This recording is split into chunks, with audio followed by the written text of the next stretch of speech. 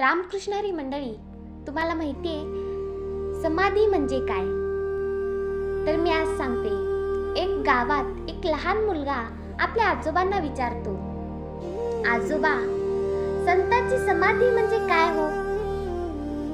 लोक तिथे का जातात आणि समाधीनंतरही संत लोकांना मदत करतात का? असा त्या लहान मुलाचा प्रश्न त्याच्या आजोबाला विचारतो.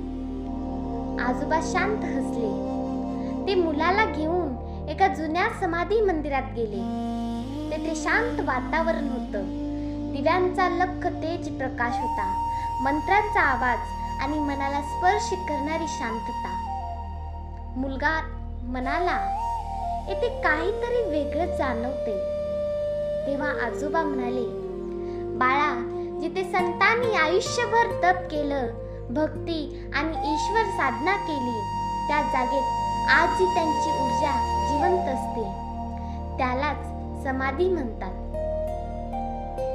समाधी म्हणजे नेमकं काय? समाधी हा शब्द दोन भागात समजला जातो. पहिला आहे सम. सम म्हणजे शांतता आणि स्थिर. आणि दुसरा आदी. आदी म्हणजे मनाची अवस्था.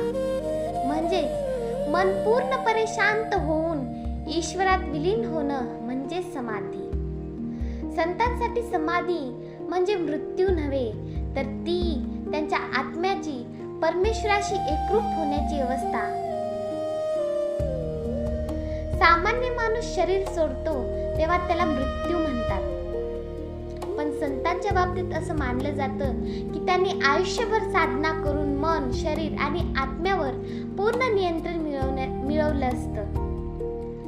म्हणून काही स्वतः संत समाधी घेण्याचा निर्णय घेतात. यालाच संजीवन समाधी असे म्हणतात.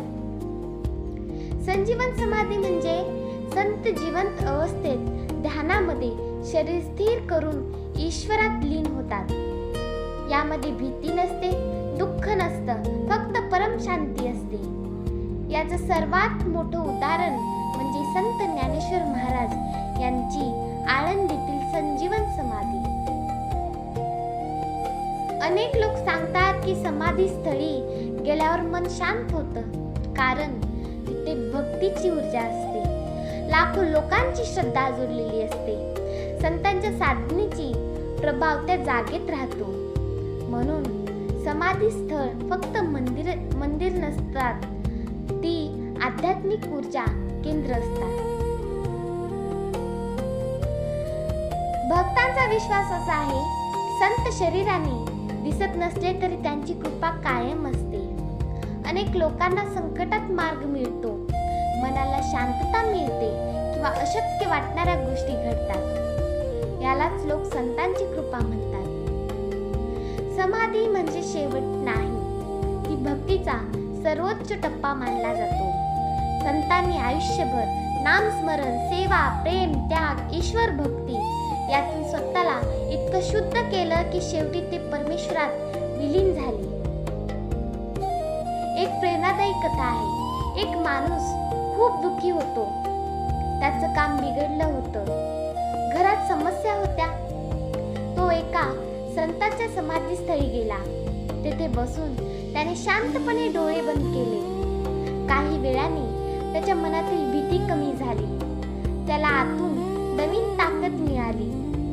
समस्या लगेच संपल्या नाहीत, पण त्या समस्यांना सामोर जाण्याची शक्ती मिळाली. ही समाधानाची खरी ताकद असते. संत समाधी का घेतात? संतांना संसाराचा मोह उरत नाही. त्यांचं मन पूर्णपणे ईश्वरात रमलेलं असतं. जेव्हा त्यांचं कार्य पूर्ण होतं तेव्हा ते समाधीद्वारे परमेश्वरापर्यंत लीन होतात. आजच्या काळात समाधीचा अर्थ असा आहे, आजच्या धावपळीच्या जीवनात समाधी आपल्याला एक संदेश देते. मन शांत ठेवा, अहंकार सोडा, भक्ती करा, सकारात्मक विचार ठेवा, अंतर्मनाशी जोडलं जा. मित्रांनो, संतांची समाधी म्हणजे फक्त दगड किंवा मंदिर नाही, ती श्रद्धेचं, भक्तीचं आणि आध्यात्मिक शक्तीचं प्रतीक आहे. जिथे संतांनी ईश्वर अनुभवला, तिथे आजही भक्तांना शांतता अनुभवायला मिळते. म्हणूनच लाखो लोक आजही संतांच्या समाधीपुढे नतमस्तक होतात. जर तुम्हाला संतांच्या कथा, समाधीचं रहस्य आणि भक्तिमय व्हिडिओ आवडला असतील तर आपल्या चॅनलला नक्की सबस्क्राईब करा. जय हरी विठ्ठल.